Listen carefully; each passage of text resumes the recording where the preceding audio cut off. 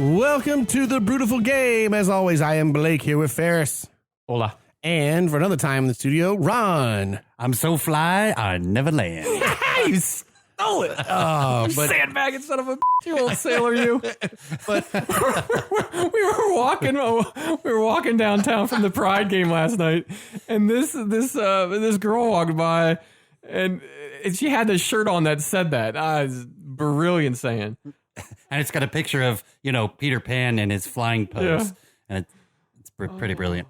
And I was like, is he going to say it? Is he going to say it? No, I gotta stick with mine. I love that's how we started this off. Yeah. Amazing. Well, we do have Ron here, but we will next week you're in PA. You're in Pennsylvania. Okay. He's actually in the Okay, States so this he's time. still World travel, yeah. we're actually Well, he's in on the States. East Coast. It's a little easier to line this up. Yeah, same time zone for once. But in this episode, we're going to be covering the group stages of the World Cup as they have just wrapped up literally today as we record this Thursday, June 28th. Yep. I'm surprised. I know what day it is. All I know is some sad days are coming up, days without actual soccer. And that really upsets me because I enjoyed this every day of soccer. Tomorrow's the only day, right? Because I know, again on but Saturday. that sucks. That's true. No, you're Well, valid. I've It's a valid enjoyed argument. every day. Yeah, it's been great. and fewer games as we go, too. I know. Yeah, we still have a 2-a-day starting on Saturday for a little bit, and then they Just a wee little bit. 48 games down as of today. Holy crap. That's so crazy. 48 already. I'm so sad it's the end of the group stage already. I know so many dreams have been crushed. Oh yeah, And some have blown up at people's faces. Some have gotten hit in the face by their dreams. Yeah. As Ron was watching earlier. Yeah, I can watch That's why you get hit in the face all day. But I do have a beer that is from our awesome listener that Jeff Vuxta. And man, I really hope I say that right because that's embarrassing if I don't. But Jeff, again, who came down to Orlando a little while ago, gave us 2 different varieties of beers to check out. And I have the second one because we did the first one, the Saison, while Ron was here. So we'll do this before Ron leaves again. So we've got another one. And I thought it doesn't really tie into the World Cup. But then I thought, It don't matter. well, the name kind of does, but it feels mean. Here it comes. Uh-oh. It's It's not pig lipstick, is it? No, if you saw the name of the can, normally you'd be like, that's a really cool name. But in light of how things went for this one nation, it's not a cool name. Uh-oh. It's called the Down Under Bomb. But yeah, Australia, they didn't do so well. But this beer is way better than that. This is a Down Under Bomb, a double dry hop special edition. I can't talk that, but I'm gonna take it. But it's from New York. It's not from Australia, even though it's got kangaroos on the cover. But I will tell you why. I love this can. Why? It is just an aluminum can with a sticker slapped on it. Well, there's a reason. At a rakish And that's angle. because this is a special edition, so it's a limited run can. So instead of doing like a big, the can with all the artwork on it, it's literally, like you said, it's literally just a silver can. Mine's at a rakish angle. Yeah, you I kind of like it better than yours. Yeah, mine's at a slightly askew angle. Real quick, I'll tell you about Sloop Brewery, which their story is kind of cool. They founded in December 2011 by Adam Watson and Justin Taylor, 2 friends who met at college, and they bonded together over their love for food and good beer. And after college, they took it a step further, started brewing their beer together, and they were doing it near Beacon, New York, and they were doing it like at farmers markets and stuff. And then it got bigger until it turned into a full-fledged microbrewery. And now their new brewery is opening an early 19th century barn set on acres of rolling hills. The farm provides not only a physical space for the brewery, but the opportunity to begin growing many of the raw ingredients necessary to brew Sloop beers, strengthening the farm-to-table circle and grounding the brewery in the upstate New York community and economy, which is pretty cool. Now, this is a special edition one, so there's not a lot on their website because this is a limited run. So thank you again, Jeff, for getting this to us. But it says here the Down Under Bomb. This is off of a Beer Advocate. Actually, had a little more of the information on the actual ingredients. But it says Down Under Bomb is an IPA that uses hops exclusively from Australia and New Zealand. Galaxy. I'm gonna mess some of these up. Rakau and Motueka. That's probably some of the New Zealand or Maori words. But the aromas are of tropical fruit skin and gooseberry. Flavor profile is, and Jeff assured me, I can't wait for you guys to try this because it's very different. Flavor profile is of a stone fruit and big league chew. Amazing. That's awesome. So, yeah, it does it have the ABV on this thing? 6.5. 6.5. Yeah. India Pale Ale, double dry hopped. There you go in Elizaville, New York. If I'm saying that right, What a fun looks can. like it. Looks like that's correct. The label is super cool. The Down Under Bomb. And there are other beers. There's a lot of information on their actual website, but this one is, I guess, as I said, like a limited run. So this is pretty cool that we have this here. So thanks, Jeff, for that's two beers for 2 shows. Let's give this a try.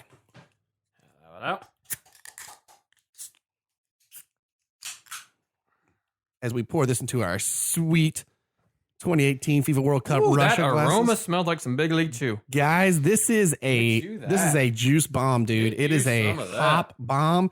It looks like OJ coming out. Look at that as you pour it. Yeah. Unfiltered. Woo, Super, buddy. super pale. I have a Man, little bit left in this. I don't can, know what you too. call that pale. You just say that's orange juice in a glass. Look at that. That's close. freaking orange juice. What do all our beers have? Good head They retention. do have good head retention. You guys still got a little bit up in the old can, don't you? Yeah, I still got a little That's bit. 'Cause personal. I think these glasses are 12 ounces, so I can't think our cans are pints. Oh my gosh, this smells amazing. So Australia, New Zealand hops, the Down Under Bomb. Yeah.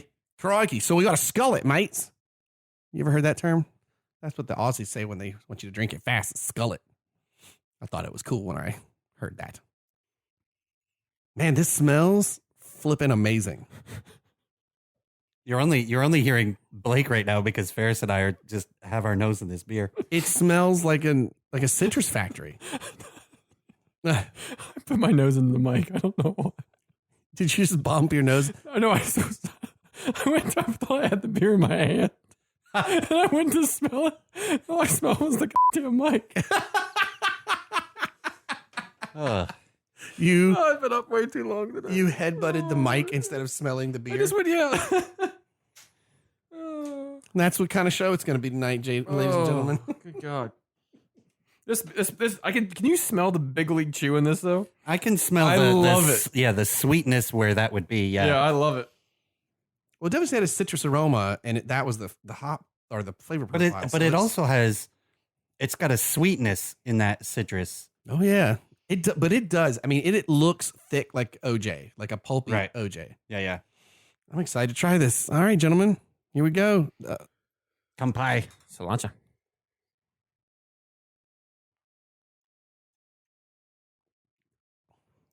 Whoa, Oh, that is. Whoa. That finish Wow. is Big League Chew. Yeah, it is. That finish is exactly. that's a hot bomb. Wow. But it doesn't like So dry hop.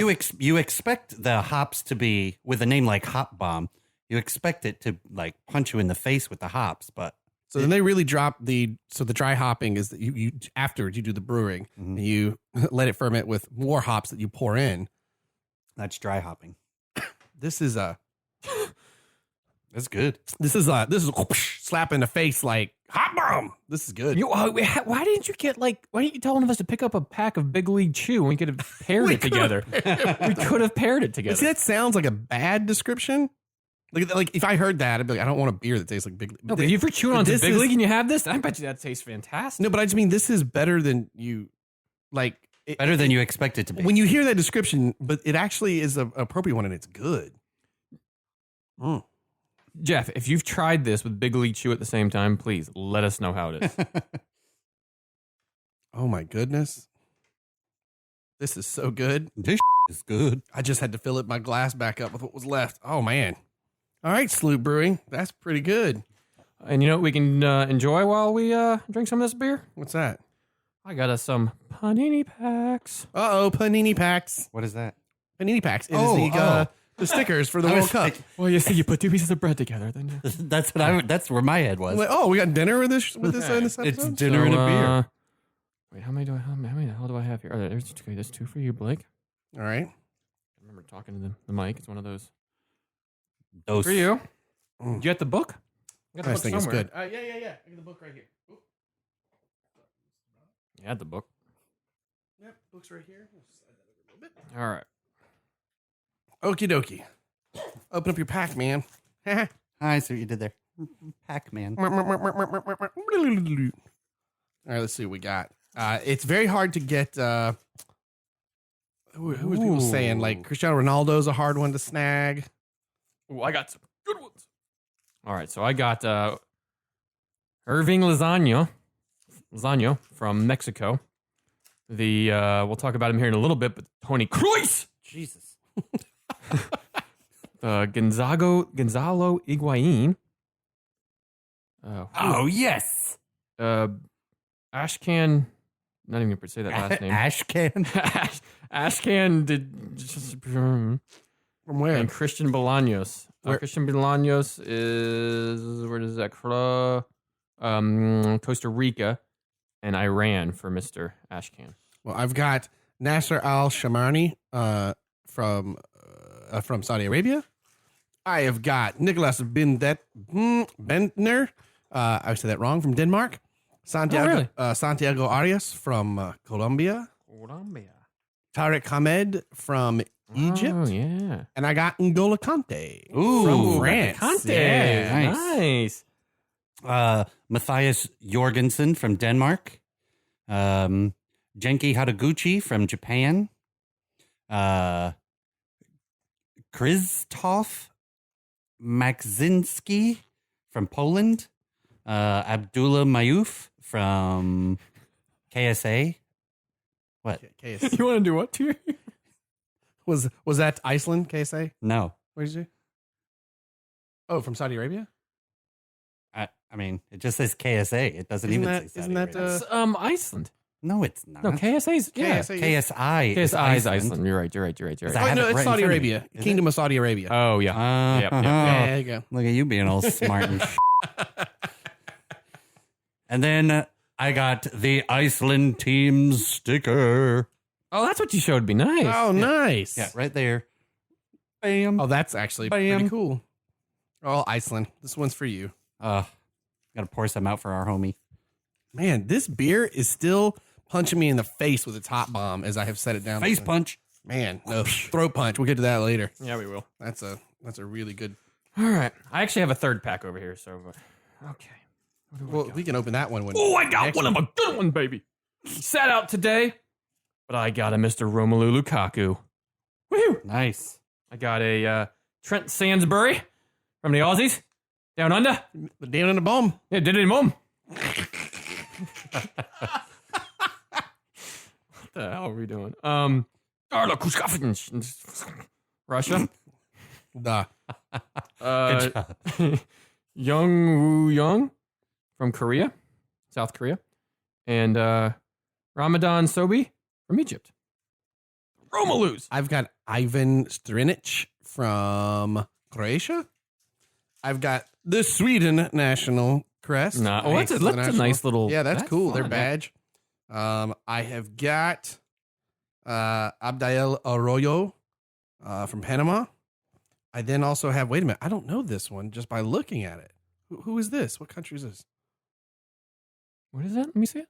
EPM. I don't know what that PM. is. I don't know what this Is is. it a country or is that maybe something like special in the book? Oh, we It's got to sim- go look at the book. Maybe it's a little special. It's this little knight, like with a lance. Looks like almost like an Atari game. Yeah. Like Joust. All right, we have to look that up. EPM. Okay, we have to look that up. Look that up, Ferris. FIFA, Ferris, look it FIFA up. World Give me the Cup. book, give me the book, give me the book. EPM. No. Just like use. Right, but okay, use the Googles. Yeah. I'll give you the card, and it's Panini card. You can look at the number on it too to see what it is. That probably help it more than anything on the back. And then I've got Eduardo Salvio from Argentina. I have the Belgian national team. Bing. Ooh. The actual team. The entire The team. team actually looking Hey, pretty. they're looking awesome. Yeah, right now. Yeah. I have Krzysztof Makzinski again. That's our Again. first double. Sebastian Larsson from Sweden. Not Sebastian Bach from Skid Row. Oh, God. Hans Haldorsson from Iceland. Haha, Iceland. Marco Rogue from Croatia. That's it. Awesome. Thanks for snagging those panini packs there, Ferris. Oh, But Saturday, hold on, I'm I gonna got have to one sit more. there and go through our magazine and actually punch all these in because I haven't. All right, so my last one, Roman Torres A big man making it into the book from Panama. I do like him. You know, I'm a fan of this guy, baby. The Antoine Griezmanns. I like it. I got some good strikers in here. Higuain, Romelu Lukaku. He's shot out of a cannon. Look at that Griezmann. I like What's it. scary is I forgot about, I had this beer and I almost did a coffee beer, but I'm glad I didn't. Yeah, this is Got, great. who else He'd have been I got exploding. here? I got Mr. Andre Silva from Portugal. And then Ahmed Akachi from Tunisia. And then, the Fist Stadium in Sochi. Back at work, I do have the lumbersexual himself, Olivier Giroud. Someone gave me that one. Nice. My striking core over here is just phenomenal.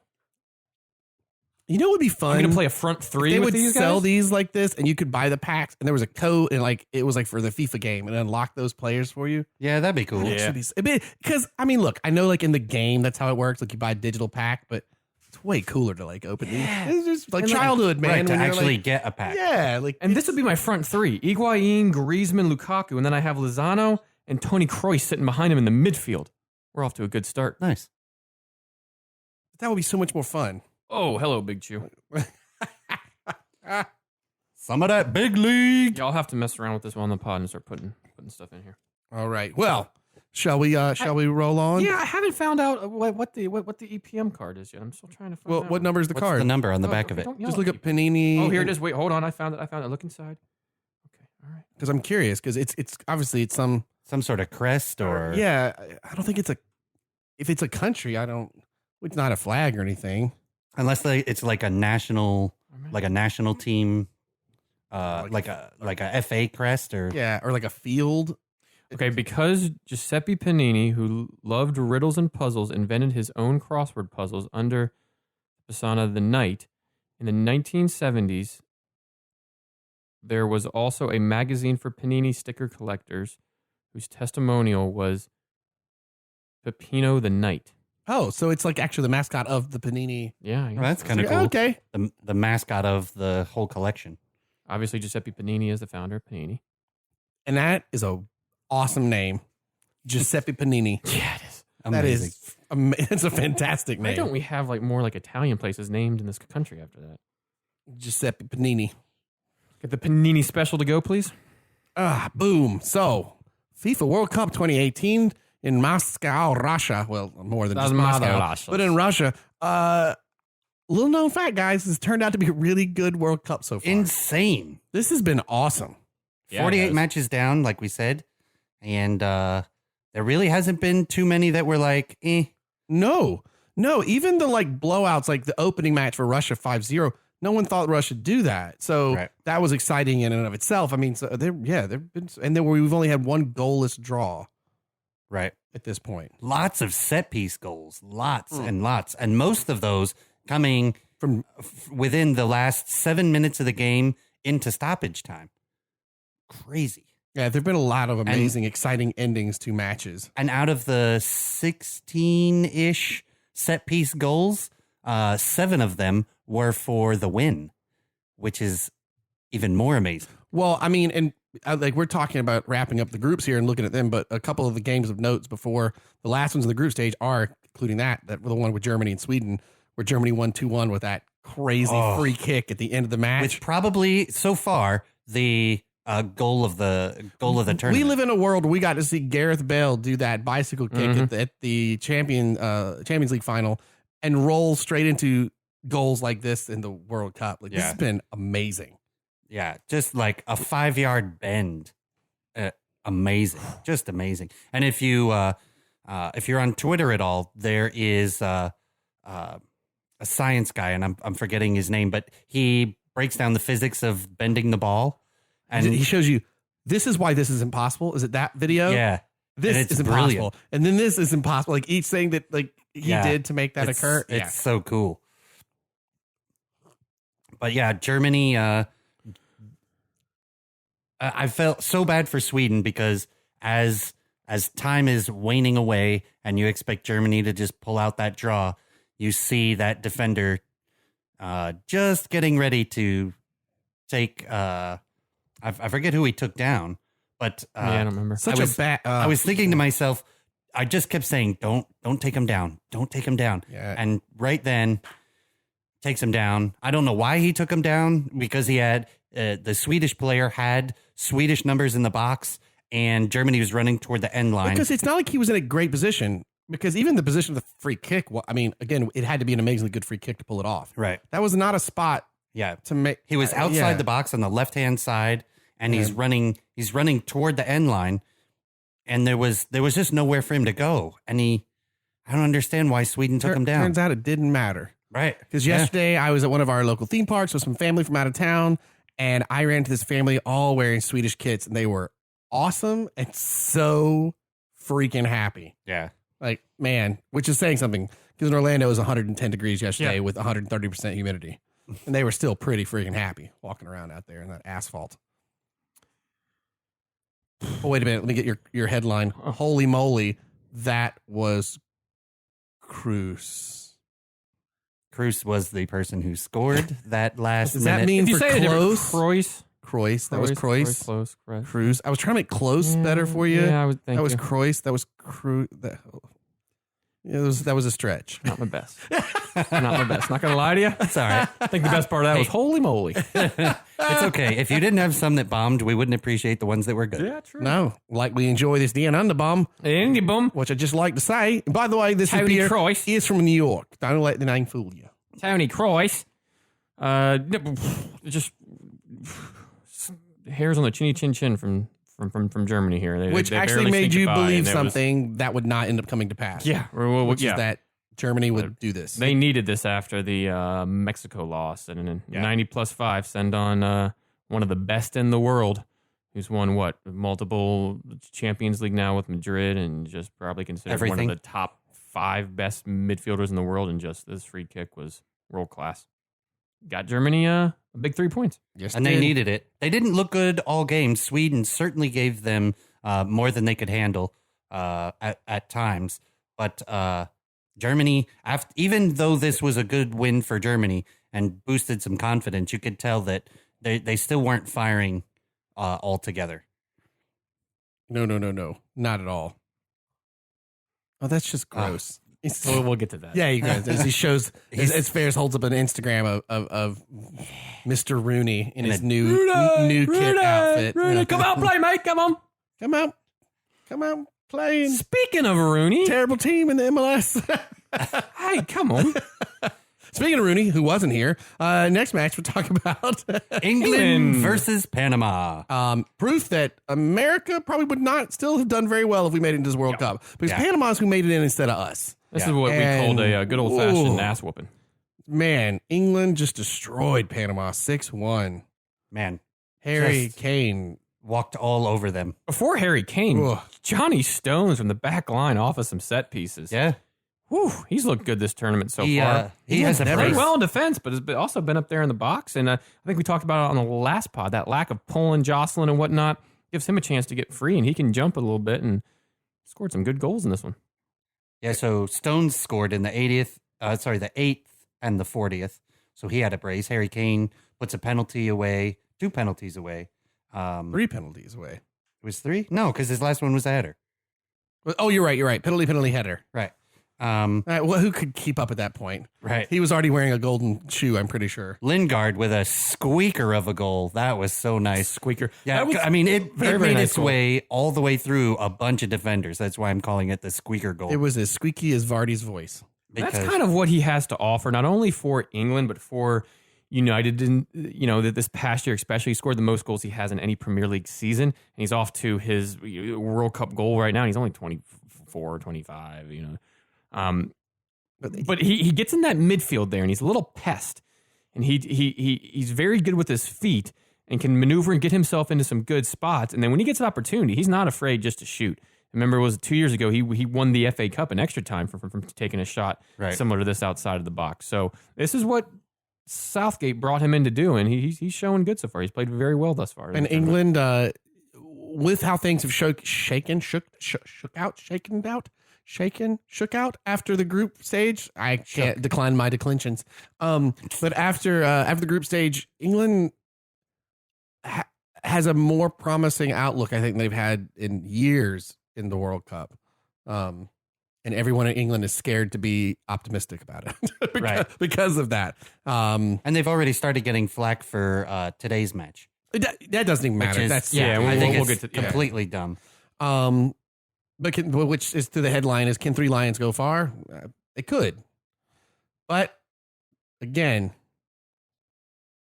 what's the difference between England and a teacup or a tea bag? Sorry. Yeah, but they're actually one stays in the cup. Well, they're still in the cup right now. They got to prove it. Yes, and Panama. They stayed in it longer than the sauerkraut did. I was trying to think of an equivalent for tea bag and sauerkraut. Tea? Maybe it'd been like a vice versa. Hideous. What is it? What is it? You should consider it for Germany. We brought you the kielbasa. No, we got you the Frankfurter. Yeah. We brought out the Frankfurter.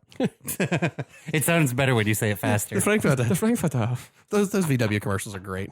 And then last one we're talking about real quick in this little section is Poland, Colombia. 0-3. Poland did not show up. And Colombia needed this. Yeah. After their early red card and loss to Japan in the first game, needed to bounce back, and they bounced back very strong. Mina, we'll talk about him a little bit later, but got a beautiful head on the ball from a corner again. I feel like we're talking about a lot of corner and set piece goals. So many. Yeah, but got a good head on it, and it just that stadium exploded.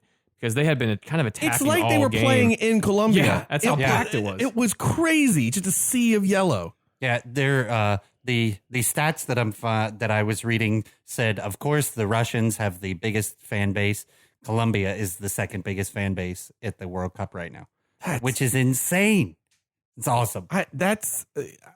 What's that followed by? Mexico, probably, because there was that contingent very large. Yeah, it didn't say, the article didn't say, it just said that Colombia was the second most. And man, loud, just chanting in the stadium. Yeah. It sounded awesome. Yeah, and you're right. It sounds like a home game for them every time. I have a bunch of people that are cheering Colombia on at work, and they will snag a conference room and watch the Colombia games, and it is like an uproarious party the entire time. I know. I've got to make it a point. I think I talked about the last pod. There's a Mexican restaurant nearby, and it's Mexican, but there's the bar during the last or during CONCACAF was packed with Colombia. Just CONMEBOL. Yeah, they were just packed in there. Everybody in their yellow jerseys, chanting and cheering around the bar. It was awesome. I want to go during one of the World Cup matches to actually see them. Yeah, and on this day when they played, sometime last week, walking around the park. Just Colombia jerseys all throughout. Yeah. Just yellow,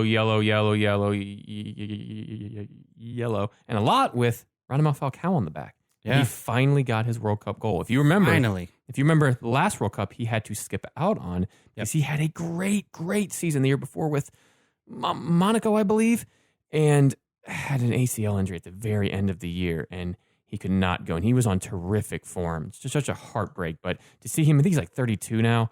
Still in great shape. Still looks fantastic and could play very, very well. Had a great season again with Monaco this year, and have him get his goal was awesome to see. You said 32. Who's the team that's got the guy that's like 45? He made a penalty save. Yeah, who for Egypt? I don't no clue on his name, but for Egypt. Is that because there's a guy's the oldest guy in the World Cup, and I was like, wait, what? I was like, man, Pretty sure it was Egypt. Yeah. I was tired watching him. It was actually the next game. That's a very, very good segue. It was actually in the Saudi Arabia-Egypt game. He played in that game. He saved a penalty, the first one, and then Saudi Arabia scored our statistician that second one there in the 45 plus 6 because there were two kind of back to back. It was weird. Mo Salah finally, he gets a goal in, but man, Egypt just did not have the run we thought they were going to have. Not that I necessarily thought they were going to get out of their group, just they had a rough go of it. Who, Egypt? Yeah. Yeah, I think you had them going out of the group. But yeah, no, they had a really rough go of it for sure. And the Saudis getting a big win. Did you find it? Yeah, 157 caps for this gentleman. He's 45. His name is Assam Al-Hadri. And he's at Egypt? And he plays for Egypt, yeah. How many caps? 157. It's amazing. It's a lot of caps. Holy cow, man. Yep, the next oldest is Rafael Marquez. Mexico? For Mexico, 39 years old, 141 caps. Only because Wayne Rooney wasn't playing, who's 98. Right. Tim Cahill for Australia. 38 years old, 105 caps. Another 38-year-old from Russia, 121. It gets less exciting from there. That's awesome, though. 45 years old in the World Cup. Yep. But you're right. Yeah, Saudi Arabia 2-1 over Egypt. Salah got one of the goals in that match. But Egypt, yeah, not a good run. Not a great run for them. And kind of disappointing all around. And Saudi Arabia get a very big win. I want to say that was their first win in a very, very long time in the World Cup. And that was and to just break this, how we're breaking this down, we're kind of talking about like a good final match out of the group instead of talking about every final match out of the group stage. So that's for Group A, whose final standings were Uruguay with 9 points, Russia with 6, Saudi Arabia with 3, Egypt with 0. So Uruguay and Russia moving on. Spain, Morocco. Yeah. In Group B. That was a fun one.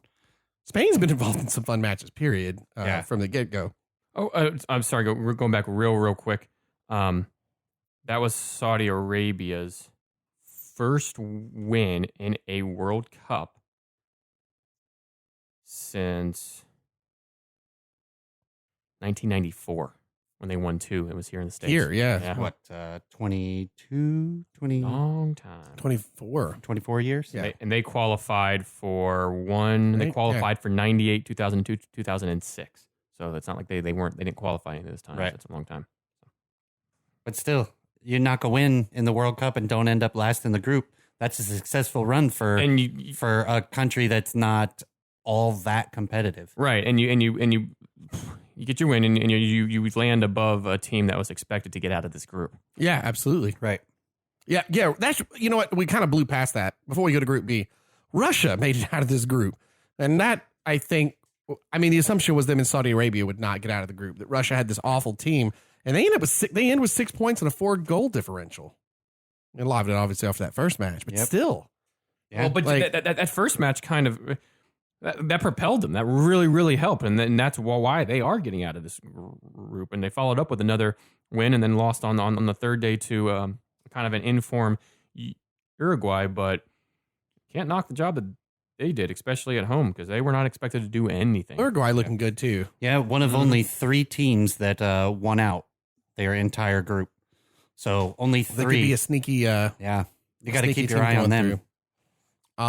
Like we were saying, going to Group B, Spain, Morocco, they tied 2-2. I like this. VA Spain are through because of VAR. I got you. Thank you. Yeah, okay. Thank you. And I think it should be noted that VAR is kicking ass. Oh, it's in been the world. FIFA has really figured out how to use VAR effectively. There was a penalty call today that was reversed by VAR, was 100% right. And then a goal that was called on because they thought it potentially was off. They let it play through, and then it turned out because the defender touched it, he was on. Was that Belgium? No. Who was that? That was a Germany, right? That might have been actually. That was the Germany match that's coming up. Yeah, I think. yeah. But VAR is so good that I just want MLS to stop using it today, throw it in trash until you can work on it and come back next season and do it like this. Yeah, right. Because this has been awesome. Yeah, it has not slowed the pace of the game down. It's really great how it's caught correct things. Yeah, and one of the major differences, in my opinion, between the way MLS is doing it and the way the World Cup is doing it is the World Cup, they are actively pursuing it. So they're watching everything, and then they're talking to the ref saying, hey, you want to look at this. Whereas the MLS isn't really doing that. So the MLS is more driven from the referee standpoint than the VAR. Yeah, you see the VAR are like a team. Yeah, there's 6 people in there. It's amazing. In MLS, great. I imagine that it's like, that's Frank here with the VAR. What's up? Hold on. Let me rewind my cable DVR package back a little bit. There's this dude like sitting in his house in New York. Yeah. You can look at that. Hang on, I'm VAR reffing 4 games right now. That's how I see it. You know. It's so great how the World Cup's doing it. So And- good job, FIFA. And this basically helped just to help save Spain, in a way, because it got them the draw, which they needed in the 90+1. Diego Aspas scored. I'm sorry, not Diego. Iago Aspas scored, ruled offside, went back and looked, ruled correctly onside, and that point is what got them right above Iran, and then actually got them first in the group overall. So this was a big VAR moment very, very late in the game that definitely helped Spain propel out first in this group. Can you imagine if Spain had not made it, Iran had that? Ooh, that'd have been so weird. Wow. So that leaves in the group the final standings: Spain in first position on 5 points, Portugal in second on 5 points, Iran in third at fourth, and Morocco sadly last with 1 point. And that is your Group B. Moving on to Group C, as I lift up my down under bomb. Aussie. Yeah, Wait. one of the last matches from Is that them. what you do for that? Yeah. Okay. Australia versus Peru. Man, this beer's good. Australia, big old goose egg 0, Peru 2. What a win for Peru. Their Yeah, first win in first. World Cup since 78. See Peru going back home, but in style with the 2-0 win. Yeah. Really cool. Again, another country that's not worldly competitive, but going home third in the group, a 0-goal differential, and Did you see the fans watching? It's like they had won the World Cup. yeah, it was so great. Like, it was they were I mean, amazing. They got out of a very tough CONMEBOL too, where Chile didn't even get out of the group. Bolivia didn't even get out. I mean, you have a lot of teams that did not get out of the group down there, and they did. And to come away with a big win in your last game and leave on a high, first win since 78. That's certainly a Job win. well done. You're going home heroes. Australia. Ugh. Oy. Yeah, I mean, it's kind of what we thought they were going to do. They really just didn't have anybody up front to put the ball in the back of the net. You got Timmy Cahill, who's 475, 96.23 years old. Hey, look, Um, they did just as good as Germany. So This leave is them alone. this is true, man. This is true. Nothing was truly expected, though. I think this it was. And the group kind of played out the way you thought Yeah. it would, right? I mean, you get France coming in first with 2 wins, 1 draw, and 7 points. Only a +2 goal difference. Not really It should impressive be in said, the group to get it out of is- it, but still top. But that's weird to me because France, every match you watch, you're like, man, their strikers are so speedy, but they haven't been putting the ball in the net. Like, but you watch the Griezmann's matches had and you're one like, goal, yeah. man, they are so fast on the attack, Dembele's had but one. they're just not getting them in. yeah. They seem to they are speedy, but they run a lot of linear runs. They're not overlapping, and they don't seem to be all that overly creative for what you expect the French team For to the be. talent that's on that team, Yeah. yes. Yeah. I concur. Moi aussi. Ooh, look at you. then Ferris can't handle the trilingualness. Well, the reason that's funny is because he and I were walking back from the soccer match last night, and I said that exact phrase That's right, to you him. did. Yeah, you I was did, you like, did. I just answered you in French, and he's like, "What?" I had no idea. We're cultured over here. yeah, We got evidently. some of that French culture, like French Yeah, fries evidently. and French French dressing. toast, French dressing. It's the Frankfurter. Denmark got out of the group in second, which you kind of expected there with Mr. Eriksson. 1 win, 2 draws, and 5 points. Peru, as we said, 1 win, got 3 points, 0 goal difference. Very good for Peru. And then Australia, 1 draw, 2 losses, -3 on 1 point. And that is your Group C final standings. Boom. And then we go into Group D with the match talking there. Nigeria and Argentina. I love your headline. Good news. Messi won't retire again, at least not yet. As Argentina beats Nigeria 2-1. After Barely. a political coup, I will say, between the coaching staff and yeah. What was that about? Oh, the players didn't want the coach. Oh, yeah, yes, yeah. Yeah. Jorge Sampaoli, is that him? Yeah, so there was a lot of disagreement, and I don't know. I think Alexi Lawless said it the best. It doesn't matter who you are, listen to Messi. and I mean, I agree. Yeah, Messi, retire right now and coach the team. There you go. So the question that no one knows, no one really came out and said who established the starting lineup, whether it was the players or the coach or how that all went down. But they end up going with a 4-4-2, which is different than what they had been doing for the entire previous tournament. Did Bruce Arena start coaching him? Or was it Jurgen Klinsmann? What happened? Because I've heard that story before. Hey, let's try this for a change.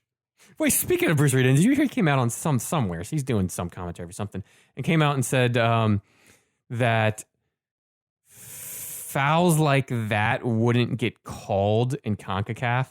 Like, not just with this game, but like the pushing and shoving and some of the people was like rolling down. He made some comment like fouls like that don't get called in CONCACAF. Basically, you have to be tougher in CONCACAF. It's such a hard interesting qualifying group. It's like, okay, well, that's Bruce. It's great. Another excuse. Yeah, now we're going to commercial. Thank you. Yeah. Get Goose hitting being weird on TV back on again. Yeah, he's much more Him fun. and Alexi Lawless are screwing each other a lot. Like the easy logo. now. Allegedly.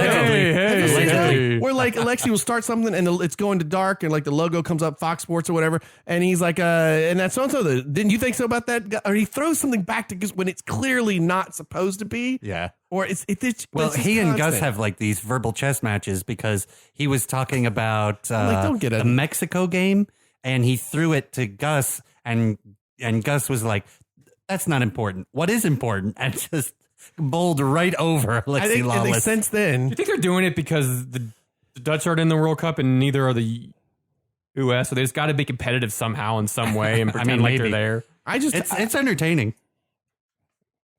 Gus Hiddink is going to come coach our national team. Well, Orlando. He can come take Orlando. We talked about that. Yeah, we did. But this was, I mean, if Argentina were on the brink of elimination, they needed to win this. And they squeaked by. And by kind of the most, yes, Messi finally got his goal in the 14th. Very nice goal, as you expect from him. But from a very unlikely in a forward position, Marcus Rojo, Manchester United, very good, kind of a half volley strike. And what was really cool is he goes like running towards the corner there and Messi, just filled with emotion, just hops on him and just rides his back for like the entire way. And it's just like, you saved me. I don't have to retire again. Well, and like to tie into that, to give you an idea of where Argentina was at, the group finished with Croatia at top, 9 points, another team that won all their matches, 6 goal differential. Argentina ends up coming in second with 4 points, -2 goal differential. Yeah. That's not good. They barely, as you said, squeaked by. Nigeria, -1 goal differential. They needed to win, and they got it in the 86th minute. Yeah. Nigeria third with 3 points, -1 goal differential. Iceland, -3 goal differential, 1 point. Iceland had some fun. I tell you, though, against Croatia, they had a great first half. I mean, Iceland still gets to go back and be heroes because of who they are, you know. And all of their games were good. I mean, even the draw was still entertaining. Yeah, absolutely. No, absolutely. Have you guys seen the commentators stopped and they were looking at some Iceland fan talking to this ridiculously attractive female Iceland fan, except this guy had the tiniest hands. Did you see this? No. They stop in the commentary and he goes, "Did you see his hands?" And he's like, "I did." And then they moved right on. But look it up online. There's I'll look it up when you guys keep going. I'll look up the picture for you and you will pee your pants. It's amazing. I'm tiny hands.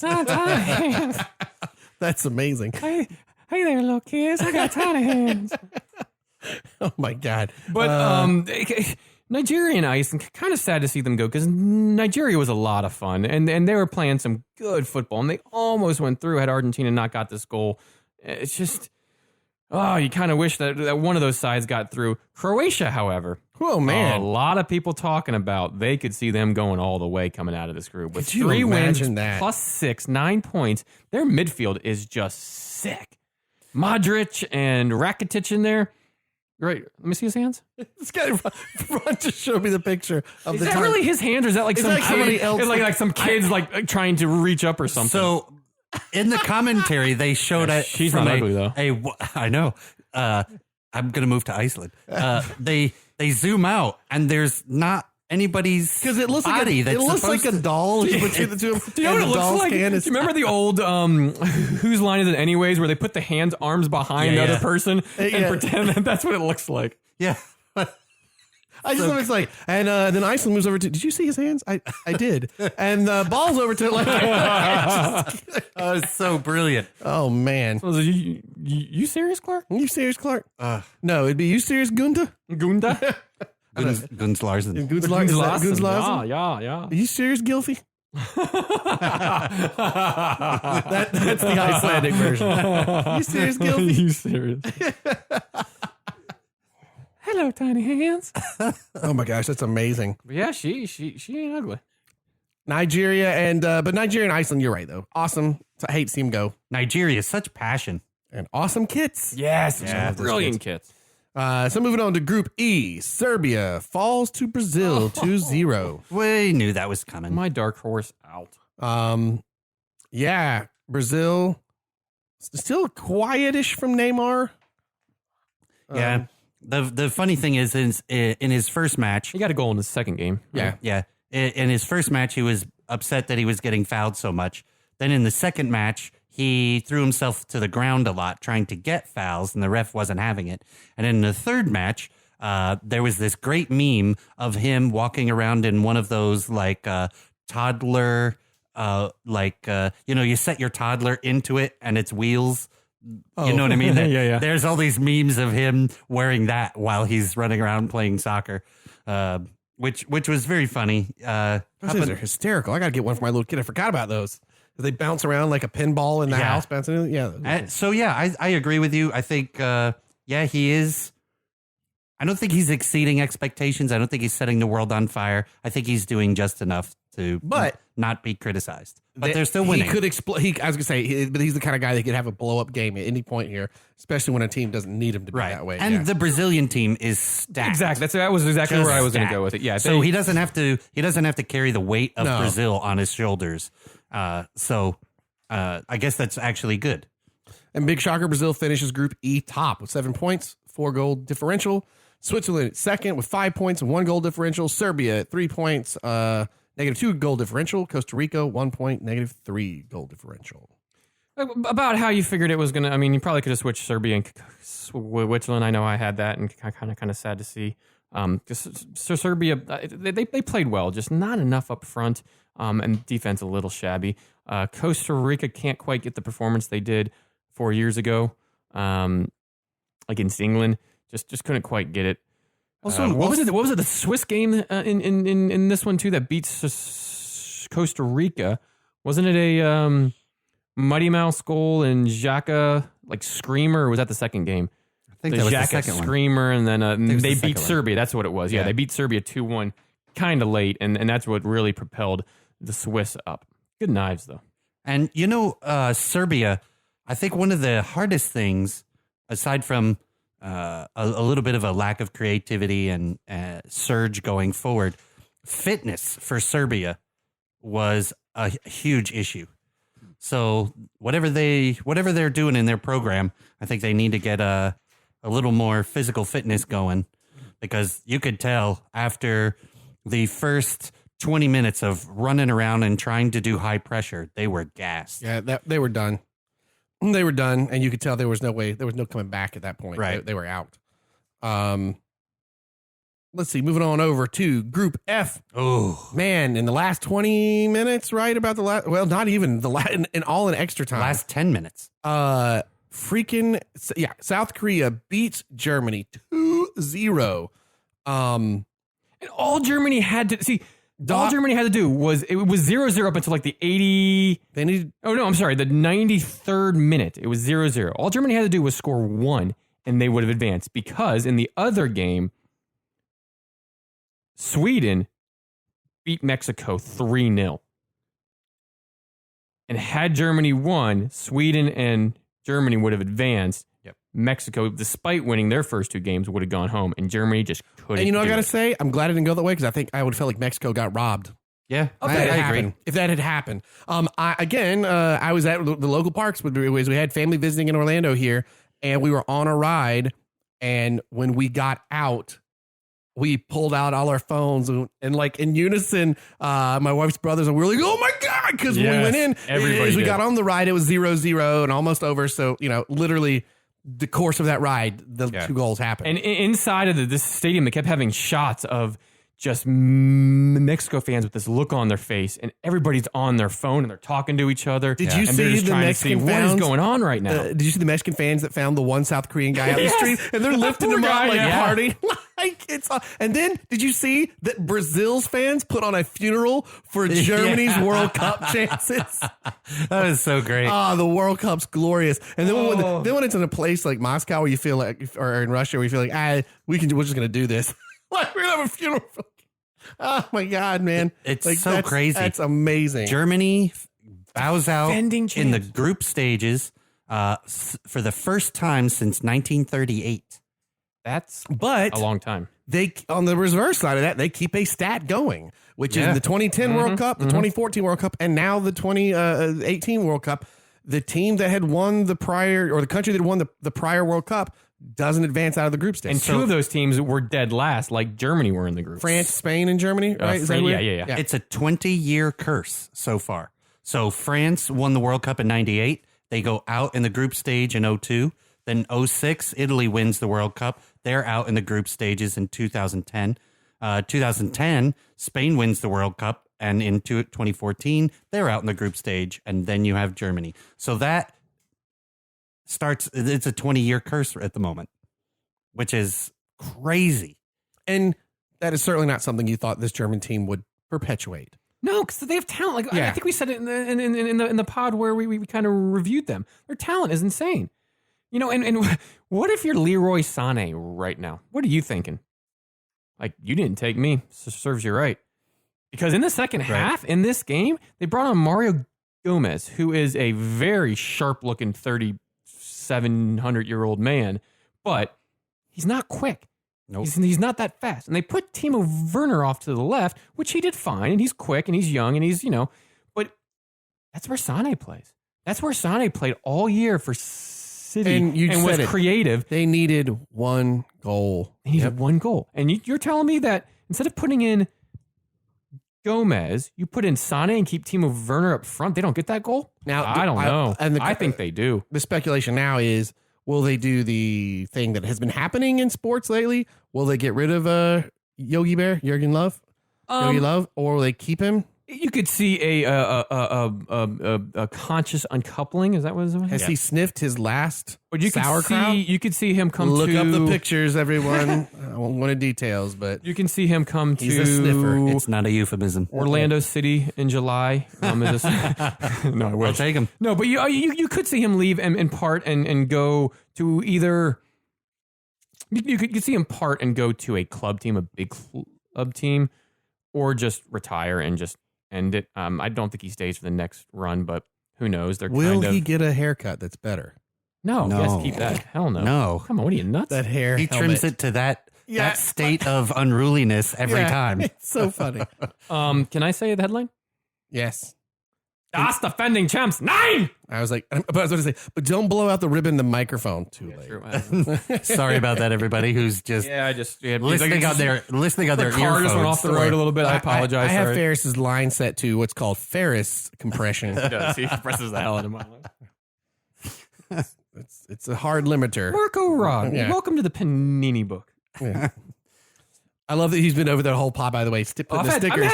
I'm literally talking soccer, drinking beer, and just putting stickers into a book. I'm happier than a clam right now. This is great. So Love it. did we go over the final standings of that group? Don't believe we did. Yeah, Sweden comes out first, 6 points with 3 goal differential. Mexico, 6 points, negative 1 goal differential. South Korea, 3 points, 0 goal differential. And Germany, 3 points, negative 2 goal differential. And much like Peru, in all seriousness, the South Korean fans looked like they had won the World Cup Yep. when they beat Germany. Yep. And They they're win. going home heroes. They went, but it was awesome. That was awesome. Just awesome. Now rolling on to Group G, where today's match. I'm sorry, real quick. Oh, yeah. Sweden, top of the group without Big Zlatan. Yep. Impressive. And then we went to Group G, where final match we had today was England and Belgium. Belgium wins 1-0, but I mean, everybody played their B team. Yep. 8 changes? No Kane, no Lukaku, 8 for And England. it was still a fun match, good match. I mean, Yeah. Not that both their B teams aren't good players, so I mean, What incredible depth. England and Belgium, it's like the who's who of the Premier League. Mm-hmm. It really is. I could probably name half a dozen without even looking at a roster right yeah, now. Yeah. I mean, those two teams right there are now the way they've fallen out in the All bracket. of England for the most part. If you think about it. Yeah. There's not anybody that really plays overseas for them. And then on the Belgium side, Hazard, Lukaku, Alderweireld, Fellaini, De Bruyne. Like tons of. Another team that looks poised to make a really good run. And they've been probably the best. They've been the most impressive team out of the group stages thus far, I would say. Belgium? Oh, yeah. Yeah, I By agree. far. On all 9 points, 7 goal difference. They've been very, very impressive. That's the highest of any team. And a lot of people pick them to win the whole thing. And right now, you're But I will say, the second team in the group, England, yes, 6 points because obviously they lost to Belgium. 5 goal differential. Yeah. There's England's. their minds are blown right now with what's going on. Yeah. And they have the 3rd highest goal differential in the league. So England again, like poised with a team that they have just feels different than it has in World Cups past. Of well, cool, we're there, but it just doesn't feel like we're gonna really. Yeah, their morale is up. As my English friends here said, I always say every year, or every 4 years, this is our year. But this is the first time I say it quietly because I could be true. and their media is slightly positive, only Which slightly. is rare. Really weird. Right. And by slightly positive, I mean they go, well, we haven't screwed it up yet. But that's super positive for them. Yeah. Yeah. But it's kind of a fun thing. Tunisia gets a win today, Yep.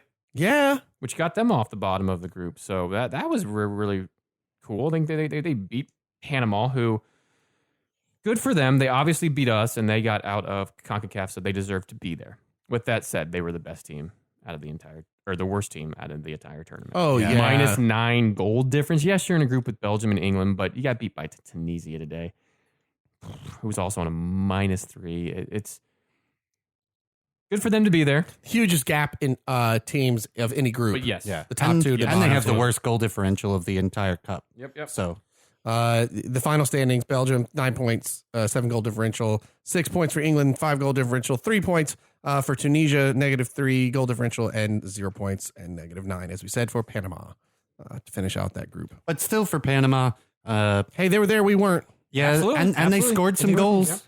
They did score a few goals, so you have to go home happy with, arguably probably the hardest group in the. Oh, this is This was, yeah. because that Belgium and England team are stacked. So yeah, whoever you are, whatever other two teams go in, woof. And then for our last group H match, is Colombia versus Senegal, 1-0, which Colombia I needed do that. hate Mina scores again, though. a bit how this is, and this Defender. sets Center back. up the most interesting elimination of the entire group stage, to be honest. The Germany one, I think, was the No. more. This is interesting. Oh, okay. Not the Germany one is holy cow, I can't believe that Nail-biting, yeah. happened. And but this was just something we don't deal with very often, which is because Senegal loses to Colombia and has their hopes crushed, they end their run tied completely with Japan, who of course beat Colombia out the gate. I did a bunch of research on They this. could not. They were tied. So excited right Yeah. now. He's More- like, his posture straight. His hands are between his legs. I mean, tied more than they could ever be tied. But before, let's get to that. Before we do, Mina scores. Get his headline here. Mina scores again to Colombia through, but Senegal out on and this is what Ron's going to go to. Yellow card. Yeah. So essentially, the way they do, ties in FIFA. First, if you are equal on points, they go to goal differential. If you're tied in goal differential, they go to goals scored in games between those two relevant teams. If you're still tied, they go to disciplinary points, which is essentially how many yellow cards or red cards you have committed throughout the group stage. If you're still tied, they draw lots, and that is how they decide how it goes. So Describe what lots. Well, just describe what it all is. yeah, so disciplinary points is This something. was better than lots, is the old school way. You don't. That would be worse. If you were still tied during disciplinary points, then you would go to lots. And what's disciplinary points? So, well, I'm glad you asked. Well, I'm glad you asked, Ferris. So, in this after school special, we're going to tell you exactly. The more you know. So, what you do for the fair play points is essentially you take the amount of points you have gotten from winning or drawing games, and then for every yellow card you have, you minus 1 point. Every indirect red card that you get, meaning you got 2 yellows and that turns into a red, you minus 3 total points. Jeez. If you got a direct red card, like Colombia in the opening match against Japan, The only one of the group stages. yeah, it's a minus 4 points. If you get a yellow card for, say, a professional foul, and then you go in on a dangerous challenge and it skips a second yellow and goes right to a direct red, you get 5 points That's taken big one. off. That's This is a some big like one. Dungeons and Dragons Yeah, it is. style, Yeah, kind of right. like this is Like like. move the Yeah. marbles into the center to take some out. Yeah. What's So- your initiative score here? What is like? Right, This is but crazy. I have a +2 Vorpal sword. So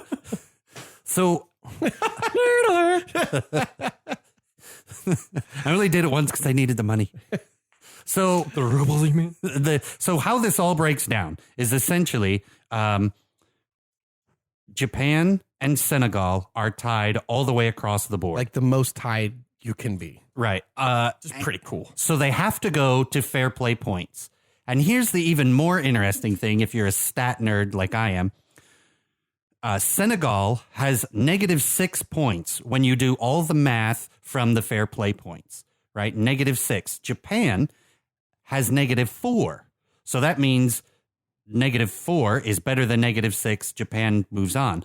But the interesting twist in all of this is that the 2 yellow cards that made the difference were the 2 yellow cards that Senegal got in extra time against Japan. Yeah, they did it. Like, They did it to themselves. and if there's going to be a team that you don't want to go to fair play rule, it's Japan, right, Because the most they're respectful country They're, of well, they're very disciplined. They don't get a ton of yellow cards. It's not, so it's Damn. absolutely crazy. So Nuts. So let's say everything was all the way across. So in 1990, they had to draw lots. So here's what they do for drawing lots. They take 2 Easter eggs, basically. You know, you hunt for them around your house on this Easter. year they would have been Russian dolls. And they put the position number 2 and position number 3, 1 in each. And they make the federation president of each go and Play Jenga? pick- Because that would be awesome. you play Twister for You it. play Jenga against each That would be other. pretty awesome. Oh, I would watch that. Heartbeat. But so We used to do Risk, but we didn't have 4 days to set aside. so if you were tied across everything, then you would draw lots. So essentially, if you're tied on points, you go to goal differential. If you're tied on that, you go to goals scored. If you're still tied, which Japan and Senegal were, you go to disciplinary points. And then if you were still tied, you would draw lots. And that doesn't happen very often. The last time that happened was like 1990. But man, what an interesting way to win it. And so Japan plays Almost 30 years ago, which just about made me want to throw up when I realized that, by the way. do the math. Ugh. Japan's game against Poland today, Poland actually is winning 1-0. The last 10 minutes, Japan just holds the ball, kicks it around. Poland is content to win and go home happy with a win. Japan plays a very, very tricky game at the end because they are counting on Colombia beating Senegal. So Japan just holds on to the ball, kicks it around for the last 10 minutes, completely wastes time hoping Senegal doesn't win. and Senegal. Well, Japan coming out the gate and beating Colombia was huge. Like, that's a big deal.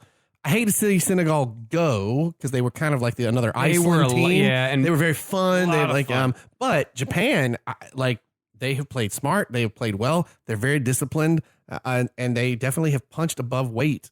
Yeah, to come out of this. And you said that they played smart, and they played smart in the very first game against Colombia when they were up a man, but how they finished out that game is very smart. They didn't try to play expansive. They almost went long ball. They almost tried to just slow the game down, get the goals, and get out of there with the win. And that's exactly what they did. Yeah, and they had a late goal in that Japan-Colombia game because Colombia came back to tie it like midway through the second half, and Japan struggled to get it back. It was off of a set piece too, right? Yeah. So that was a fun, down to the wire type way for Japan to essentially move on. So essentially the Group H standings, Colombia with 2 wins and a loss, they finish on 6 points. Japan finishes second with a win, a draw, and a loss on 4 points. And then Senegal with the same 1 win, 1 draw, 1 loss on 4 points. Poland, you got what you expected from Poland, 1 win. Did you? I don't feel like you did. Robert Lewandowski, big letdown in this tournament. But he doesn't have a team around him. You're not. You should not be coming out of this group last if you're Poland. They expected a lot more, and it. Well, I don't know. They disappointed in them. I don't know that I'm disappointed. They didn't have much of a midfield. There was no one to really help Lewandowski at all. So they finish, 1 win, no draws, 2 losses, 3 points. They go home. Not good enough. All in all, though, this group stage, as we said, has been awesome. So much fun. Now we move on to knockout stage or the knockout rounds. And I'm so excited. We got tomorrow, Friday off, and then kick back up on Saturday. Super Saturday. Man, some good games on Saturday. Gotta work. I don't. Good for you. I don't. You working on Saturday? I know you traveled, Ron, but are you working on Saturday? No, I'm off. Yes. You lucky SOBs. Yeah, I'll be doing the whole Twitter thing. Are you gonna? You got to check the pub where we used to live up in Lititz, Pennsylvania. I'm gonna go. That was the #1 pub in the world this year. Yep. They don't put TVs. #1 pub in the U.S. In the U.S. They don't put up TVs. The old guy from Liverpool who runs it says, except during the World Cup. So I'm going. And England, if he's got his World Cup, we're up there. Man, you got to go watch some matches there. Don't worry, I promise. Oh, I'm jealous. That would be awesome. That'd be awesome to go. Hang on. On Saturday, the game's France-Argentina at 10 a.m. France by 3. Was it for France or Argentina? Argentina. I think Argentina is going to just go. They could either do that or go the complete opposite and just go on a run right now. Nope, turd, middle of the field. I hope so. That's just, I just don't. I got a 2-1 to France, both goals from Griezmann. By Clark That's Griswold. one Every time you Griezmann. say it that way, Clark it still sounds like, like, all right, tell Griswold. Come in, Greaseball. Yeah. Griswold, sir. And then Uruguay, Portugal. That should be a fun one. But I think Uruguay is going to take that one. I agree with you. I didn't even have Portugal coming out of the group. They did, barely, but did. So I agree with you. Uruguay's kind of hitting stride right now, and I think they could It's just could beat them. It's just the one factor. CR7. Yep. Yeah, I do love a good CR7. It's so hard to just say yes. Don't think necessarily go all the way, but I could see them squeezing this out. I don't know. It's good. It's a good set of matches, though. Yeah. And what's crazy is Uruguay, if they do lose to Portugal, one of the 3 teams who won out their entire group goes home. That'll be insane. Because they played so well throughout the entirety. They never really looked challenged. That's how on the front foot they were playing. Defensively, really smart. Midfield, delivering balls, very, very creative up front, really maintain their shape, really quick to react. Man, it'll be hard for Portugal to break Uruguay down. I saw somebody on Twitter the other day say I'm already starting to get World Cup withdrawal. I can't remember a time before it started. And there was soccer every day I could watch. Right. I don't feel the same way, which I bring up because we were going to mention this one piece of MLS news. I was like, man. Wait, hold on. We got some bracketage to do. We have some bracketage to do first.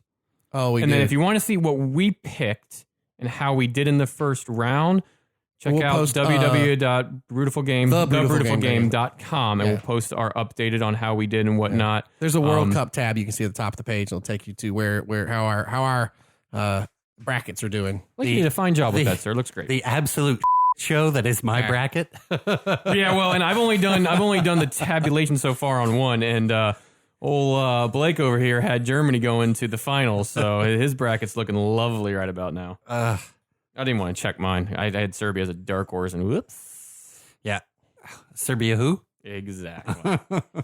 Blake's the only dark horse that's Mexico? still in it. Yeah. Yeah, mine's gone. And gone. And then before we get to that news, I forgot we have our beer brackets. Beer brackets. the So most anticipated segment of the World Cup. So explain what we did in case someone didn't listen to the last podcast. You're right. So for our World Cup preview, here we go, Ferris. I'll hand this over to you because you were kind of handling all the paperwork. But we broke each preview And down stickers. by groups. But then we also picked or also got what was the top rated according to ratebeer.com beer produced in that country. Correct. And then we decided to pick who we thought were the best sounding beers or best beers if we'd ever tried them to move out of the groups. And they were picked in orders in which the World Cup groups are. So if you finish first seed and second seed, I then place them into a bracket, much like the World Cup. So don't worry, if your country's knocked out of the World A1 Cup. plays B2. So that's how we did this here. And there's some matchups that are toasty, baby. So, and if your country didn't win the World Cup, they may still could win the beer cup. the Beer World Cup. We should have Brewtiful beer bracket. the Brewtiful beer bracket. I like it. How do you want to announce these as we go? Well, Blake, you're first, and then and then Ron, and I'll tell you what. Let's go all left side first. So this is a very tough left side here, and even in the actual World Cup bracket, it's the powerhouses of like France and everybody in Brazil are all on the left side. So again, all these beers are listed on the website, brewtifulgame.com. And here we go. So for my first ones, for the Brew Zimnia Melancholia, which is the Winter Melancholy, the Baltic Porter from Russia, versus the Mean Sardine Vorgum Black IPA from Portugal. Despite how much I like the name, the Winter Melancholia, Russia has outperformed, and so has their beer. And I picked the Russian Melancholia Baltic Porter to move forward in my bracket. okay, I thought you were going to go for an upset there at first. My next, whereas the Boat Rocker Ramjet Whiskey Barrel Aged Imperial Stout from Australia. Great name. Man, it still might be the best name when it's all said and done. Against the Uente, oh gosh, some of these, I apologize. Uetes Perdidos Baltic Porter Cognac Barrel Aged from Argentina. That sounds good, man. Which sounds delicious. Don't get me wrong, and I want to try it right now, but it can't beat Boat Rocker Ramjet Whiskey Barrel Aged Imperial Stout from Australia. Awesome. Sorry, that's amazing.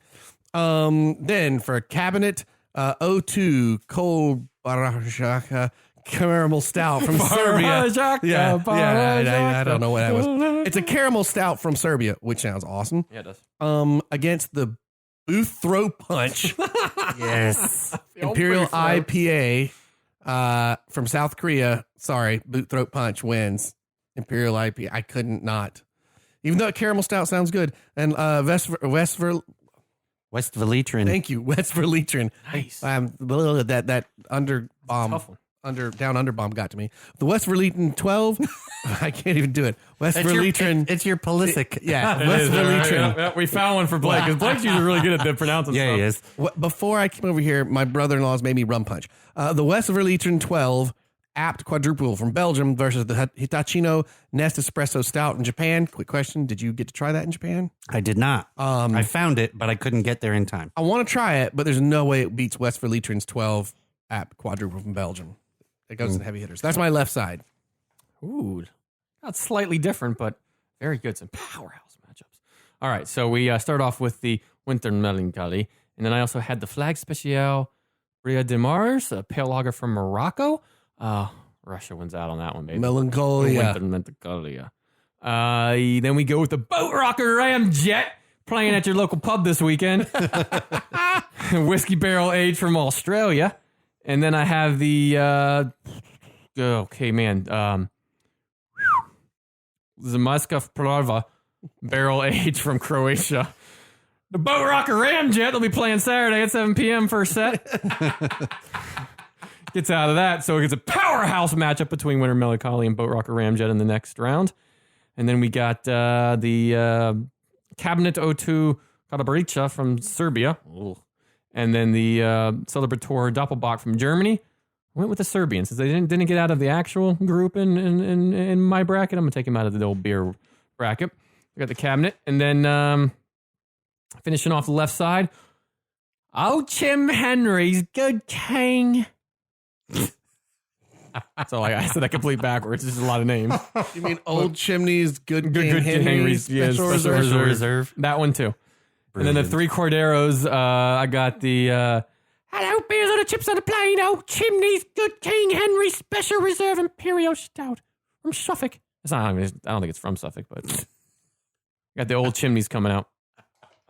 That's my left side, baby. That was. I don't know what that was. But that was amazing. I'm ready to go on my left side. I got some powerhouses over there.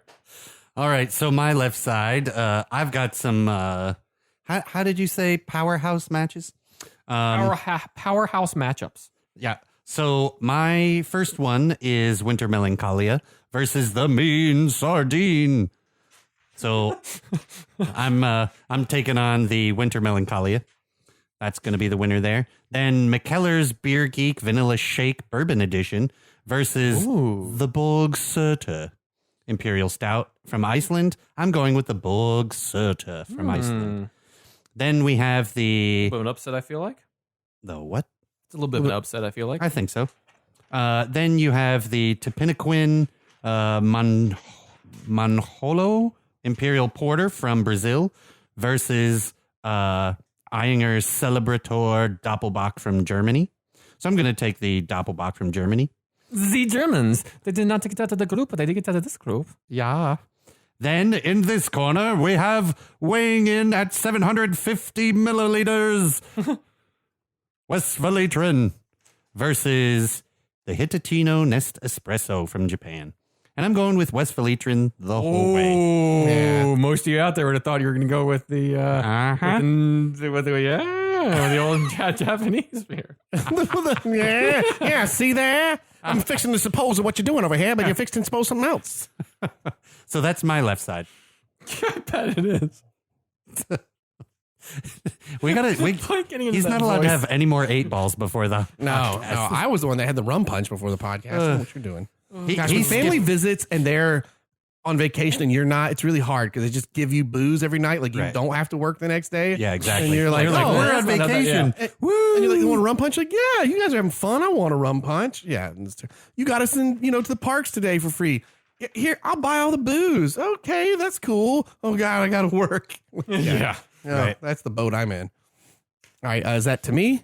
This is to you on the right side of the zebra. All right, so on the right side, we've got Napar Beer Potemkin, an Imperial Stout from Spain versus the Mousy Pomegranate Fruit Beer from Saudi Arabia.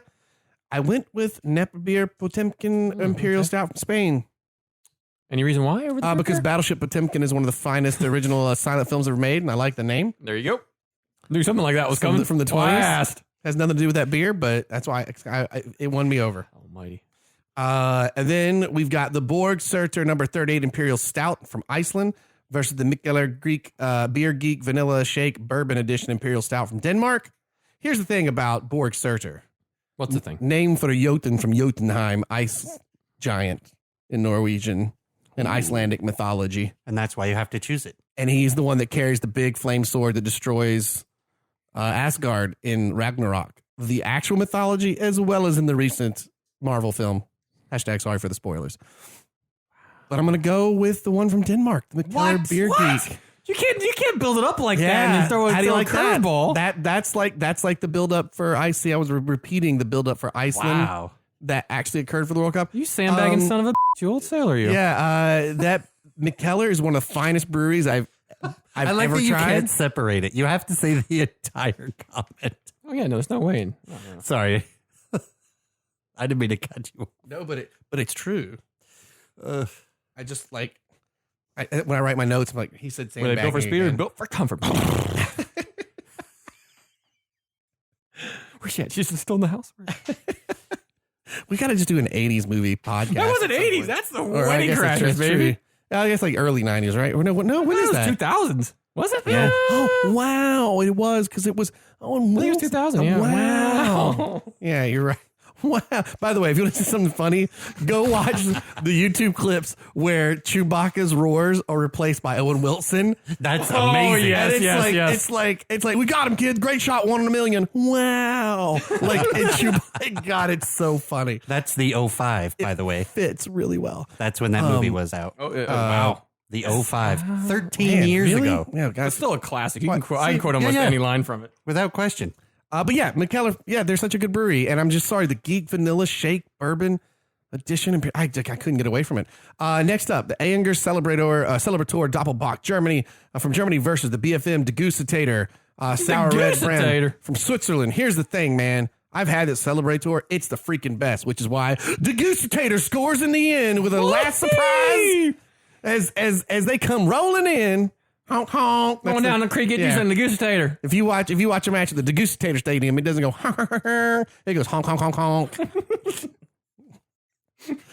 Which brings us up to last but not least, Bubba Extreme Jack Daniels BA Quadruple from Poland. It's the extreme versus Chimney's Cooking Henry Special Reserve Imperial Stout from England. Beers and chips on the plane, boys. The winner by a huge, crazy victory is Bubba Extreme Jack Daniels BA Quadruple, which means that's going to be faced against the Degustator in the knockout Extreme. round. Yep, that's my right side. Oh, God, these are great. Oh, man. Okay, my right side. Here we go. We got the Napier Botiquim from Spain. Timken. Temkin, thank you. What's your freaking name? And the Premium Peroni. Seriously, I just went with the easier name. I went with Premium Peroni. The pale lager out of Egypt. Egypt didn't get it out, so I figured I'd give Egypt a little something too. The Hugentes Perdidos from Argentina. It's the Baltic Porter Cognac Barrel Aged. Does sound good. Against the McKellar Beer Geek Vanilla Shake Bourbon Edition from Denmark. And I went with the Baltic Porter Cognac Barrel Aged out of Argentina. All right. Sounds You fantastic. went messy at the very end. I did. This is a powerhouse matchup if I've ever seen one. The Booth Throat Punch Imperial IPA from South Korea against the Degustator from Switzerland. Powerhouse matchup first round. The Degustator going down the creek, get you some Degustator. Comes out of this matchup ahead. He cracked himself up. This is only funny to us. You realize that. The hell it is. Oh, God. It's my paper. I'm crying. And then I go to the Bubba Extreme out of Poland. He just he just ran his head into the mic. Again. Oh, we got the Bubba Extreme going against the one that we had. What's the name of it? Which one? The Western something? West Valitrin. West Legion. I can barely talk. He's- I'm going with the Extreme. You go to Bubba Extreme. Which means I'm going to have the Degustator against the Bubba Extreme. I think he's having a spiritual moment over here. he is coming to Jesus.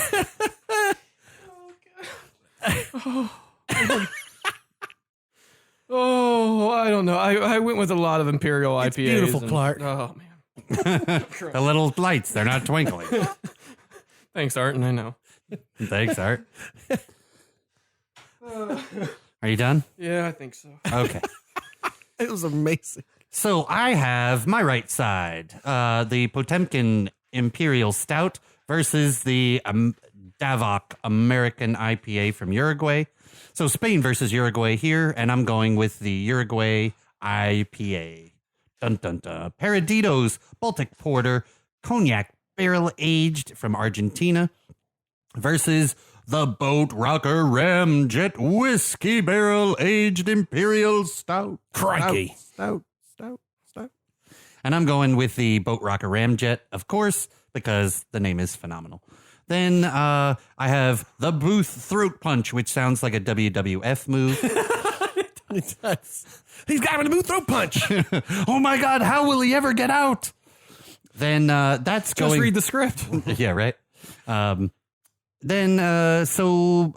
Booth Throat Punch versus the Cabinet Caramel Stout from Serbia. Of course, I have to go with the Throat Punch from South Korea. The Booth Throat got out of it? Yeah. Okay. And then we have the Bubba Extreme Jack Daniels Extreme. Quadruple from Poland. It's so crazy that's from Poland. As opposed to boot throat punch from South Korea. Like, I mean, The Jack Daniels portion. Yeah, that's right. Yeah. That's the weird part. Versus the Old Chimney's Good King Henry Special Reserve. Yes, darling. Yes, pink is out, everyone. And I'm going with the King Henry's Reserve. How could you not? It'd be rude if I didn't. Yeah, exactly. That's my right side. Oh man, and we'll get those up on the old interwebs as well. that's amazing. What was amazing was you collapsed. Now, this last thing we're going to cover, The last thing. the last thing, Promise. so a little MLS Yep. news will be really fast. Why do you have what are you doing? You open a bag of chips? I have a wardrobe change. You have a wardrobe change? Yeah, God in I heaven. finally got in. They didn't even make it out of the damn group stages. Oh, you know what but he I got. finally got in my Rooney jersey. yeah, baby. My Morocco FIFA World Cup official T-shirt. Yeah. Very nice Which is T-shirt. I cool. like it a lot. Yeah, but they're just no longer in it, which is sad. They played the better game in all three of those games. They just get goals out of it. So we'll move along quickly. But you go ahead, talk. I'm gonna change into my Okay, Wayne well, Rooney kit. this won't take long to talk about because it's Just read it. that's the third time you've smacked into the mic, just so you know. Now Ferris is getting naked in the studio to change. This has all gotten real weird. Why is it like the seagull from The Little Mermaid? Like, what is that? Well, so Wayne Rooney officially signs with DC United because they discovered him. I don't know if you guys know that, but they discovered him. The MLS. I have a flag. The discovery rule. No discovery, no player. I can't believe that. That whole MLS discovery thing is a load of horse. It's from something way in the past that just they need to move past now. It is Right. In this day, it is a load of horse. You did not discover Wayne Rooney. Sorry. He's had a You're long... telling me somebody from DC didn't discover Wayne Rooney. He's had quite a famous history, of course, as you are all aware. Yeah, so Wayne Rooney, he's played a game or two. Well, he's only the second leading goal scorer ever in the Premier League, only behind Alan Shearer. This just doesn't even seem right, does it? What does that mean? It means that he used to be good when the Premier League was different than it is now. And I think if a Wayne Rooney appeared today at 20, he would not get as many goals as like a Harry Kane. Oh, I disagree. And Rooney was brilliant at 20, man. He was brilliant. He played in a Premier League that was rough and tumble. Yeah, and the he 60s were rough. And he scored some fantastic goals over his time, both for Everton and Manchester United. He won Premier Leagues. He won Champions League. He won FA Cups. But here's the thing. He was a captain of England. He's going to go to DC United and get 3 goals for the season because there's no one. I will take the bet on that. I will drink a motherfucking Moo Thunder if he does not score more than 3 goals. I have the over on 3. Wait, when does he join the season? Okay, so July this 14. is interesting. Oh, July It's 14th. only part of the season. That's We not the play worst. until October. Yeah, you play till October. Yeah, but have There ain't you no way you- seen DC United play? But Wayne Rooney is going to automatically Look, make Zlatan everybody around can't him better. even, like, get Right, and he had 3 goals in his first 2 games or something. Yeah, like, but you know, he had better people to service the ball to him. I'm just saying, Rooney's just going to a really. I don't get it. Like I like it for DC. DC, why would you I want to? really like it for DC. Well, He goes to United. He stays in red. They can promo the hell out of that. He's coming at a time where Zlatan comes. He's playing with some players. He's up there in age, but remember last year he started off for Everton very, very good. He was their leading goal scorer in the Premier League. He can score goals, and he will in DC United. Yes, the team's not great around him, but the league in general is not great. I Look at just what see him being Javinko's like done. I don't think he's going to pull a Gerrard. I don't. He's going to play in a more advanced position where he'll get and he'll be able to tumble in 4 goals. Like literally, might come off of his bald implant head and go in or something. But I like this move, and he comes in 3.5-year deal, around $13 million is what he'll make. 3.5 years. Half's going to make a hell of a difference. You watch, right. Which is probably the end of this year is where they're going with the half on that. Right. I just can't. No transfer, although there have been talks between each of the clubs that there is a compensation package that they've given to Everton, but that's been undisclosed and not founded 100%. But he's also coming in. He'll come in on July 10th when the window officially opens, and he'll be debuted and play on July 14th, as Ron said, in DC United's home opener of their new stadium, Audi Field. Very good marketing ploy for them. I like the signing. I really do. DC United currently sitting last in the East. They've also played the fewest games out of everyone else. Matches played, they've only played 12.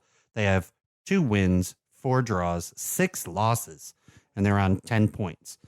Not a whole lot going on in DC aside from Wayne Rooney. In fact, I'm sure that the most news they've had, DC has been mentioned only with Rooney's name. I think it's more, for me, I think you hear me saying this, like, why would DC United bring in Wayne Rooney?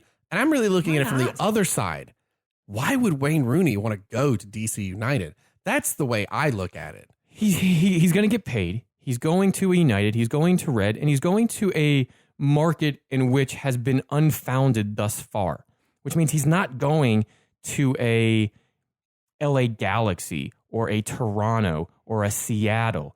He's not coming in and going to those big market MLS teams. Wouldn't you rather and DC live United is one of the original MLS teams. So there's heritage there. I really like the move. I think he's going to do well there. I would way rather live in Seattle than Washington, D.C. You're not him, though. And DC United is again, they're one of the original teams. They haven't had this big name star ever for them. So he can really put DC United on the map. You're telling me, what was one of the first things that I did, and probably most people did when they saw they signed for him? If you're in a town with an MLS team, you're looking at your calendar going, is DC United coming to play here? Because I want to see him. I looked. He's not coming here, though. We're going up there. We played those games already. Right. Yeah. But that's what most people around the league are now going to do automatically. I guarantee it. And that's part of. Now, he needs to produce, yes. But he needs to do just what more than Steven Gerrard did, which I think he will, because he'll play in more of attacking position, and he has more of that goal-scoring presence by him. He's the second leading goal scorer in the Premier League of all time. But does it behind Alan bolster Shearer. your like retirement league look of MLS argument? A bit, but Yeah, but Zlatan was older. To be honest, And he came in with a bang. anybody that comes over in this At that age, is But going to end up here's my being feeling. accused of doing the retirement league. Tomorrow, they say, Ron, Orlando City will give you 1 of 2 players. Do you want Zlatan Ibrahimovic or do you want Wayne Rooney? Who would you take? Ooh. Good thing you're not asking me this. As Zlatan for me without even a second thought. Yeah, and in the way they're yes, right now as they're playing, it is Zlatan. It's not Wayne Rooney. If it's in their heyday, it's Rooney. As hard as it is for me to say, I would say Wayne Rooney. He can do a little bit more. Zlatan, he came in with a That's bang. 2 pods in a row. Ferris is wrong. You listen to this pod for a while. That's a common play for over here. But I think Rooney can do and create a little bit more. He's better at the ball with his feet. He's a very strong goal sense, as does Zlatan, but just more skillful. And also, he's a smarter player than Zlatan is. Younger, yes. You have a good time trying to go to sleep at night. Why? when that hook kick flies That's from very LA valid argument, yeah. through the window, Very and valid smashes argument. you in the face. And you go, what was that? But I mean, you will know. I would argue though as that well as Latan has come on in the first few games, he tipped off a lot, and he's just now started to kind of get a little bit of goal scoring back. And I think Rooney's going to come in with just as strong as or more desire to want to play and want to score and put a club that has not been on the map in the MLS in a very long time back on the map. It's certainly going to be interesting. I mean, the MLS is a beast where, okay, Wayne Rooney puts butts in your seats. Don't be wrong. That's important. You got to sell tickets. Then I look at like And merchandise. Then I look at like And their new stadium, sorry to cut you off, is only 20,000. Colombia a couple of years ago, where they like made the push and had one of the better teams with no bodies because they just recruited good players. Who? Columbus, Ohio, Columbia. Sorry, we were talking about the World Cup. I was like, the Columbus Crew. Sorry, gotcha. And they were like, "Wow, these guys are killing it with no bodies, relatively speaking." Right. Because they spent smarter. I don't know, like right now, finally, NYC is doing well by having they spent all that money on getting all those people. I mean, how are they going to do now without their head coach? Which we haven't mentioned that yet. Oh right, yeah. I don't know, man. It's to me, for me personally, I just feel like it's a fun publicity thing. You'll sell some tickets, you'll sell some jerseys. I cannot fathom that he makes a 3.5 year contract to the end. Time will tell. Yeah, that's a really important question. Is he really going to make 2 years after, or 3? Well, right, 3 years 3.5 after says this. that you recognize you're not going to get into the championship this year or probably next. This is going to be. I just don't. So then, see. what you're trying to do is you're trying to build a midfield that can give Rooney, essentially Rooney, the ball, because you're not going to get enough. You're not going to essentially get a striker to be over Wayne Rooney. You're going to have to build your midfield up around his offensive style. So in the next transfer window, if you're not doing it already in the July 10 transfer window, it's like when Chicago snags Schweinsteiger, and you go, and that's a fit for like they need. Do you know what I mean? Like right. He's a new leader on the team, and he's been, arguably he's been doing very well. Yeah. So, and I'm just trying to think, is Wayne? They need so is much. Is at Wayne DC Rooney United. that type of leader? I don't know. Yeah, yes, and they need so many pieces. Where Chicago was just missing a couple of the right pieces to really improve their. I can't tell. I don't know. I think it's certainly good for MLS because people are going to go watch Wayne Rooney play. So in the long run, in the short run, it's very good. In the long run, it's to be determined. Time will tell. I think it's good for the league. It's good for DC United. I think at his stage in his career, which the retirement league or whatnot, I think it's a good move for him. He's still young enough where he can do some damage and really show he can play in this league. Retire and be done. But I think he does bring DC United back to something and will score some goals. I'm not saying they make the playoffs, but he'll score some goals and he'll. Oh no, they're not making playoffs this year. That's not going to happen. That's not going to happen. He's back in red, and he's back with a team named United. That ain't half bad either. But this influx of older players, I kind of would count Zlatan. He's on the border for me. I would count him as an older player. He is an older player, but he is a guy that, in the same breath that he went to LA Galaxy, if any other major team in Europe had picked him up, you'd be like, okay, but you know what I mean. He was still producing. So right. I just don't think by this move, and maybe the MLS is not trying to shake the retirement league moniker that they're perpetuating, I guess. It's more the commentators who are, trying to shed trying to make sure that the U.S. league sheds the retirement moniker. But I mean, aside from South American players that we get, unlike Atlanta United, any of the European players are really kind of, they're past their competitive edge in bigger leagues like Spain, Bundesliga. Messi, Orlando City. Robbie Keane was not. Robbie Keane came in and tore up LA. He did a fantastic job for a very short, limited time. But and a team Ashley though, Cole in LA still playing. He's still playing very well. So I mean, yes, there are points there, and I think there's points on both sides. But I still think we're a young enough league where we're not going to say no to Wayne freaking Rooney. I get it. It's not going to happen. I understand. The league is only 24 years old. That's not that. You have clubs that are 3 and 4 times that old. It's just weird because he could go anywhere he wanted in the MLS, and if he wanted to lift up a trophy again before he retired, I don't think DC United's the place to do it. He hasn't come out and really said any of that in the stuff that I've seen where he wants He's a professional player. He wants to win a trophy. Yeah, but I mean, you also want a quality of life. You want a quality of life for your family. But you're not going somewhere to be relevant mediocre. In a team that's Can you guys name a player on DC United? The only player I could have named without looking, I'm looking at their squad now, but the only player I could have named is the U.S. men's international team, Paul Arriola. That's it. So he can still be a name in a club, and I think there's something to be said for that. Again, time will tell, but I'm excited for him to come, and I'm excited to watch him on ESPN Plus or whatever the hell we have to watch it on now. Right.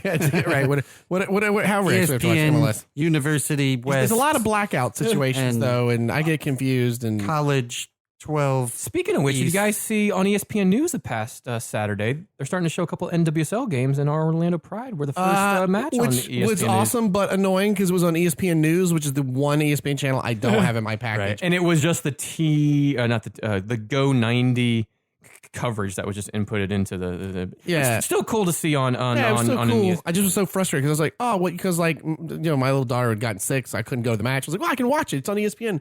Oh, the only ESPN I don't get. Yeah, but I have ESPN can suck it. Sorry. they are playing a local a state ping pong tournament over the NWSL. Who won? A ping pong tournament. ESPN, go yourself. Love it. And Orlando Pride did win, by the way, on a lovely Alana Kennedy long bomb goal. Yes, which was gorgeous. Against Audrey Bledsoe, if I'm not mistaken, too. But how are you playing ping pong? Listen, they also play cards on there and call it a sport. I love playing cards. It's not a... I'm so glad that fad is over where every channel and all the other had a the Texas World Hold'em. Championship of Poker. Oh, man. It just was everywhere. Yeah. I'm not saying ping pong isn't hard or isn't difficult. They can sure play the shit over me, but is it popular? Is it showing it? Show the NWSL game. Actually, we're not showing a whole lot on ESPN right now. There's no college ball. There's no Monday Night Football. Correct. There's no NBA. That's what I'm saying. Also, the only show a sport with the U.S. international stars. The only thing I can say international stars. To be fair is this was such a last minute ad. Who knows? Yeah, I think they're only showing what 3 or 4 was games. Well, yeah. Because the other stuff would already be under contract with the NCAA and all that. Sure, but you could have been putting this together way earlier. The women are win the Olympics and the World Cup, and you still aren't doing anything about it. Somebody put that on, gosh, I remember who it was. I saw on Twitter, and he wrote it like a script, me, : and then he would put like stranger, : and like do the lines that way. And he was like, stranger, : or he said me wearing my United States national team shirt, stranger, : oh, it's a shame we didn't qualify. Me, : don't worry, we'll win next year. Stranger, : we didn't qualify. Me, : stop being sexist.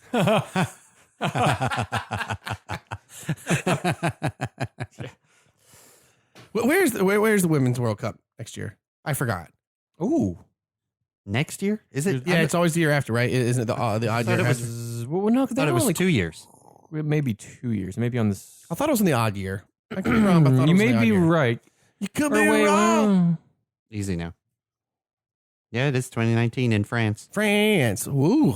I ain't never The been 5th, August 5th through August 24th. Hey, so what are we doing? I was bringing it up because like my in-laws family were talking about sorry. taking a European I trip. just gave you the dates for the under 20. Sorry.